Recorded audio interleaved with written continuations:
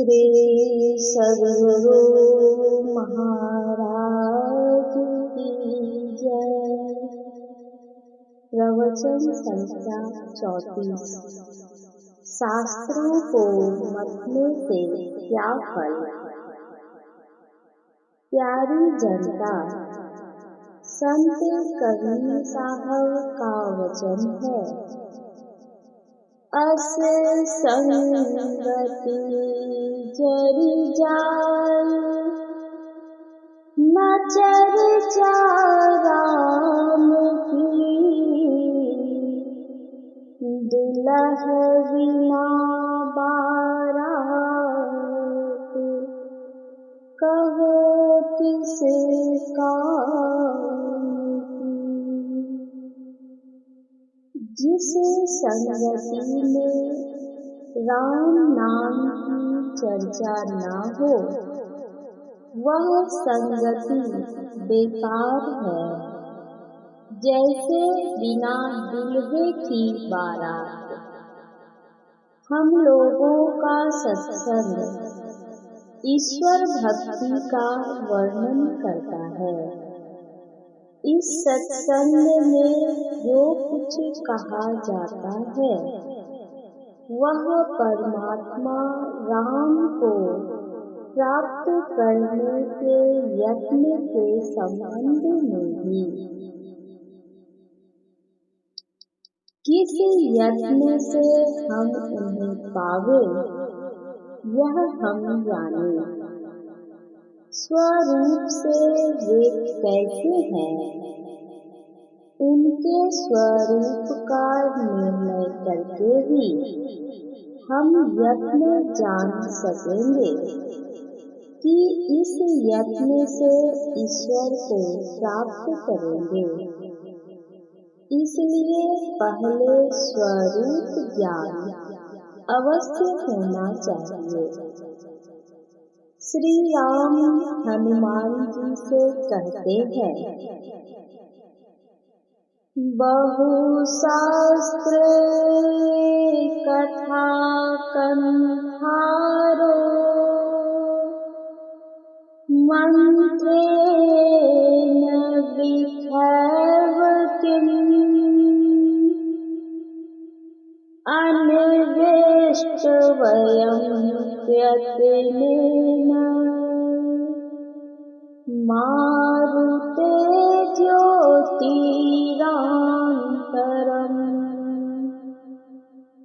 मुक्तिकोपनिषद अध्याय 2। बहुत से शास्त्रों की कथाओं को मतने से क्या फल। हे हनुमान, अत्यंत यत्नवान होकर केवल अंतर की ज्योति की खोज करो। जैसे अंधकार घर में बिना प्रकाश के किसी चीज को ढूंढने के लिए कोई जाता है, तो उसे वह चीज मिले या नहीं मिले कोई निश्चित नहीं, किंतु प्रकाश लेकर जाने से वह चीज मिले संभव है। आँख बंद करने से सब कोई अंधकार देखते हैं। यह मत सोचो कि तुम्हारे अंदर प्रकाश नहीं है। तुम्हारे अंदर प्रकाश नहीं रहने से तुम देख नहीं सकते। साधु संत और ज्ञानी ध्यानी योगी कहते हैं, हमारे अंदर प्रकाश है। इसके लिए किसी जांच से जांचते हैं, तो जानने में आता है कि यदि हमारे अंदर प्रकाश नहीं होता तो हम देख नहीं सकते। दो सजातीय वस्तु आपस में सहायक होते हैं। किंतु विजातीय वस्तु को सहायता मिले संभव नहीं। यह दर्शन ज्ञान है। आपकी दृष्टि को प्रकाश से सहायता मिलती है, तब जानना चाहिए कि यह दृष्टि भी प्रकाश स्वरूप है। साधनशील को समझाने की जरूरत नहीं, किंतु जो नहीं जानते हैं, तर्क बुद्धि से जानना चाहते हैं, तो उन्हें जानना चाहिए कि प्रकाश से जब दृष्टि को सहायता मिलती है, तो यह दृष्टि भी प्रकाश स्वरूप है। इन दोनों दृष्टियों से जो प्रकाश निकलता है, इसके मूल में ज्योति नहीं हो, तो दोनों दृष्टि में प्रकाश नहीं आ सकता। इसलिए जानना चाहिए कि इसके केंद्र में प्रकाश का पुंज है। वह प्रकाश का पुंज बाहर में नहीं है, अपने अंदर में है। इसलिए हनुमान जी को श्री राम अंतर की ज्योति की खोज करने कहते हैं। जैसे अंधकार घर की वस्तु को लोग नहीं पाते, प्रकाश होने से पाते हैं, उसी प्रकार अपने अंदर में ईश्वर है। उसे ढूंढने के लिए प्रकाश की जरूरत है। अंधकार हो तो ठाकुरवाड़ी में ठाकुर जी के रहने पर भी दर्शन नहीं हो सकता। प्रकाश हो जाने से ठाकुर जी का दर्शन होगा। उसी प्रकार आपका शरीर भी ठाकुरवाड़ी है, इसमें प्रकाश कीजिए, तभी ठाकुर जी का दर्शन होगा। अभी सुना, दृश्य और अदृश्य को छोड़कर पुरुष कैवल्य स्वरूप हो जाता है। वह ब्रह्म ज्ञानी नहीं, स्वयं ब्रह्मवत हो जाता है। केवल विचार से दृश्य मंडल को पार नहीं कर सकता। इसलिए दृश्य मंडल से पार होकर जहाँ तक सीमा है, वहाँ तक आप जाइएगा। पहले ज्योति होकर गुजरना होगा, तब अदृश्य में जाइएगा। यह पहला पाठ है कि ज्योति की खोज करो। जो ज्योति की खोज नहीं करता, वह अदृश्य में नहीं जा सकता। अपने अंतर की ज्योति कोई कैसे खोज करे? अंतर में प्रवेश कर या बाहर फैलकर? अंतर्मुखी होने से ही उस प्रकाश को देख सकेंगे।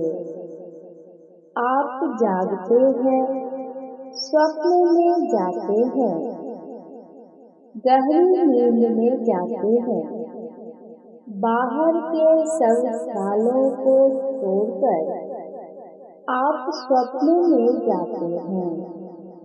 इसलिए जानना चाहिए, अंदर में जाने के लिए कामों की चिंता को छोड़कर प्रवेश कीजिए। सब चिंताओं को, काम को हाथ में लेकर कोई अंदर प्रवेश नहीं कर सकता। इसलिए जितने समय भजन करते हो, उतनी देर के लिए भी केवल काम धंधा, घर की चिंताओं को छोड़ो, तभी अपने अंदर में प्रवेश कर सकोगे। बाहरी काम और ख्यालों को छोड़ने के लिए कोई काम चाहिए। जैसे शरीर को साबुन से धोने पर भी मैल उड़ता रहता है, उसी प्रकार मन में कुछ न कुछ उगता रहता है। यह स्वाभाविक है। विद्यार्थी अपने पाठ को ठीक ठीक पढ़ेगा, तभी उसको पाठ याद होगा। मन को कुछ करने नहीं दो, ऐसा होगा ही नहीं। जब तक मन की स्थिति है, तब तक मन का काम छूट नहीं सकता। इसलिए संतों ने जप बतलाया। जप भी ऐसा हो कि एकाग्र मन से जप को जपो। चाहे माला, चाहे हाथ पर जपे, तो भी अंतर में प्रवेश नहीं कर सकते। जप, वाचिक जप, उपांशु जप और मानस जप 3 प्रकार के होते हैं। वाचिक जप बोलकर किया जाता है। उपांशु जप में ओठ हिलते हैं, पर दूसरे उसे नहीं सुनते हैं। और मानस जप मन ही मन होता है। इसमें ओठ, जीभ आदि नहीं हिलते। अंतर में प्रवेश करने के लिए पहले मानस जप कीजिए। वैसा नाम जिसका अर्थ ईश्वर संबंधी है, उस नाम को जपिए। मानस जप के बाद मानस ध्यान कीजिए। अंतर्मुख होकर अंतर में जाना और अंतर में ठहरना मुश्किल है। बड़े अक्षरों को लिखकर भी छोटा अक्षर लिखा जाता है। अंतर की ज्योति ठीक ठीक ग्रहण करने के लिए पहले जप करें, फिर ध्यान। जप अंधकार में करता है, ठहरना भी अंधकार में है। मानस जप और मानस ध्यान के बाद बिंदु ध्यान कीजिए। इसके लिए ऐसा साधन चाहिए कि एक बिंदुता प्राप्त किया जाए। एक बिंदुता प्राप्ति के कारण पूर्ण चिंताओं का गुण ऊर्ध्वगति है। तो क्या होता है? मानस जप, मानस ध्यान और दृष्टि योग करने से अंधकार से प्रकाश में पहुंच जाएगा। इस प्रकार साधक स्थूल से सूक्ष्म में प्रवेश करता है। जिस द्वार से स्थूल से सूक्ष्म, अंधकार से प्रकाश में जाना होता है, वह बता दिया। अब केवल करने मात्र की देरी है। अगर शब्द छूट जाए तो सब छूट जाता है। शब्द अदृश्य है। दृश्य के अवलंब से दृश्य को पार किया जाता है। जैसे पानी के अवलंब से पानी को पार करता है, ज्योति से ज्योति को पार करता है। उसी प्रकार शब्द को पकड़कर शब्द को पार करता है और उसके परे जो परमात्मा है उसको प्राप्त कर लेता है। श्री राम ने कहा, अशब्दं अस्पर्शं अरूपं अव्ययम् तथा अरसं नित्यम् अगन्धवच्च यत् अनागोत्रं मम रूपमीदृशम् भजस्व नित्यं पवनात्मजातिहन्। मुक्तकोपनिषद अध्याय 2।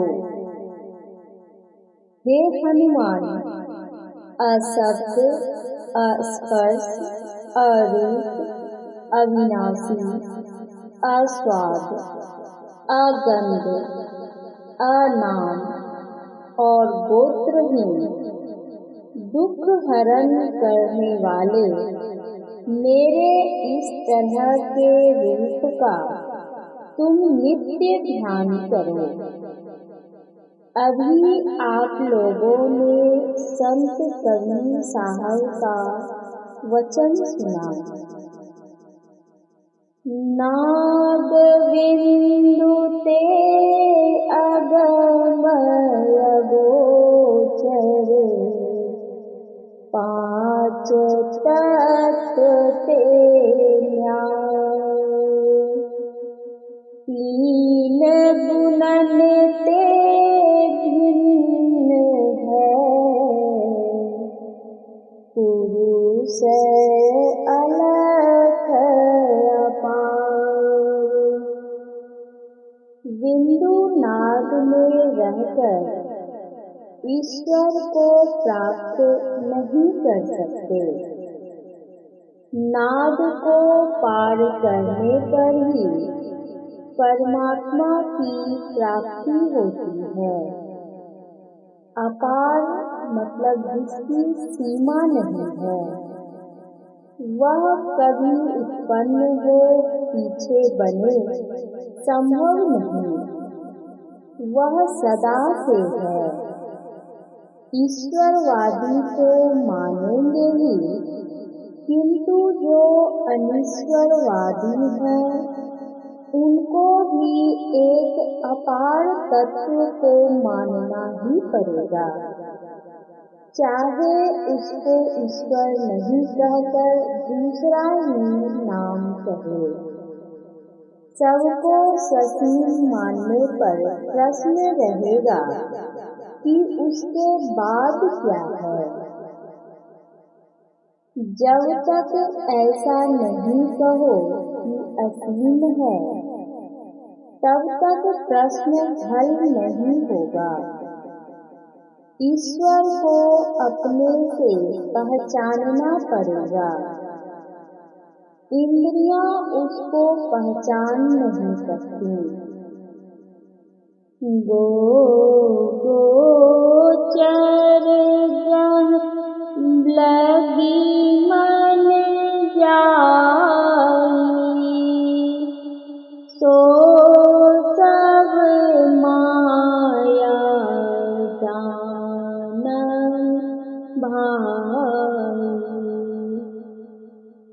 राम स्वरूप तुम्हारे, वचन अगोचर बुद्धि परे, अविगत अकथ अपार, नेति नेति निते निगम कह। उपनिषद वाक्य है, विद्यते हृदय ग्रंथिः चित्यन्ते सर्वसंशयाः क्षीयन्ते चास्य कर्माणि तस्मिन् दृष्टे परावरे।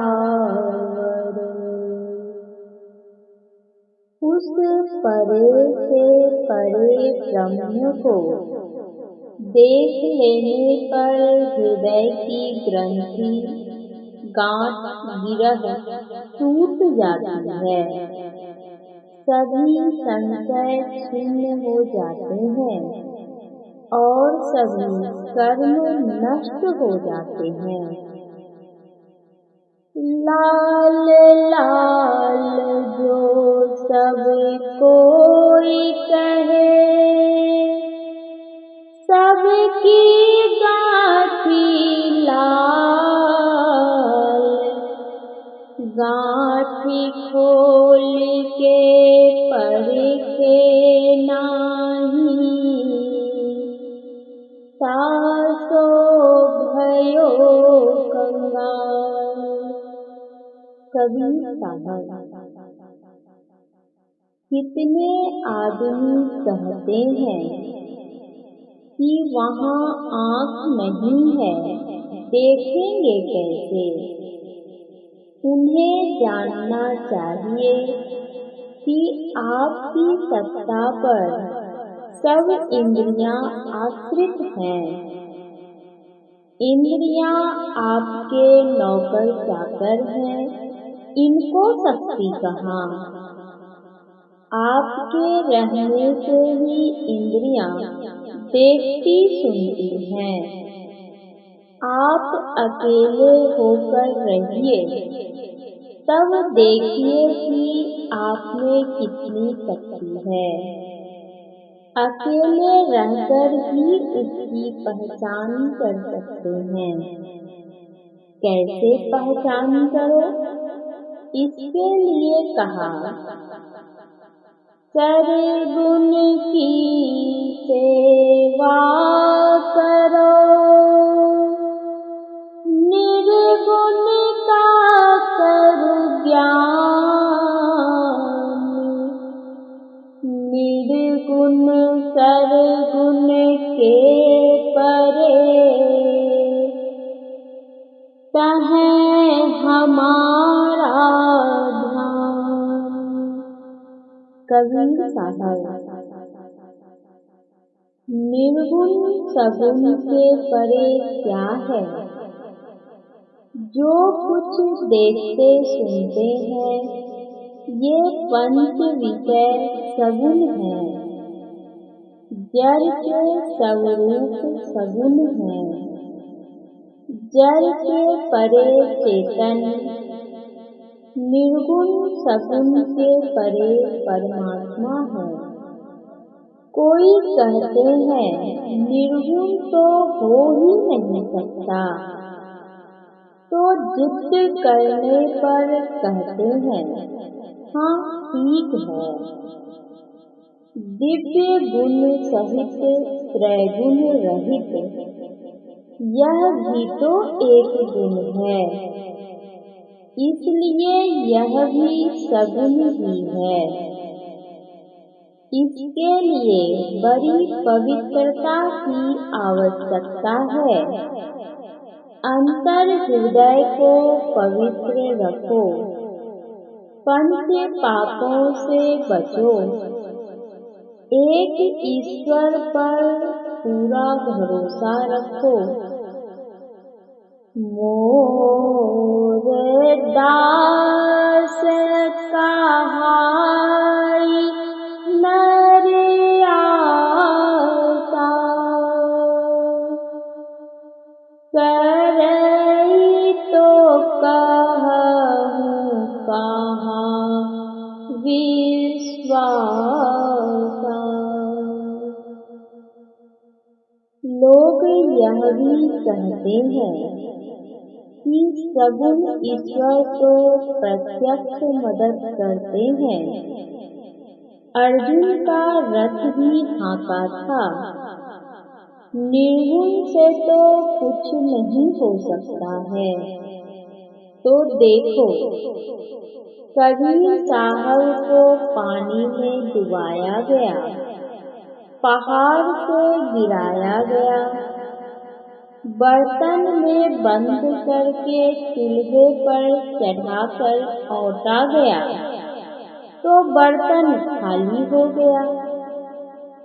कबीर साहब दूसरे ओर से टहलते हुए आ गए।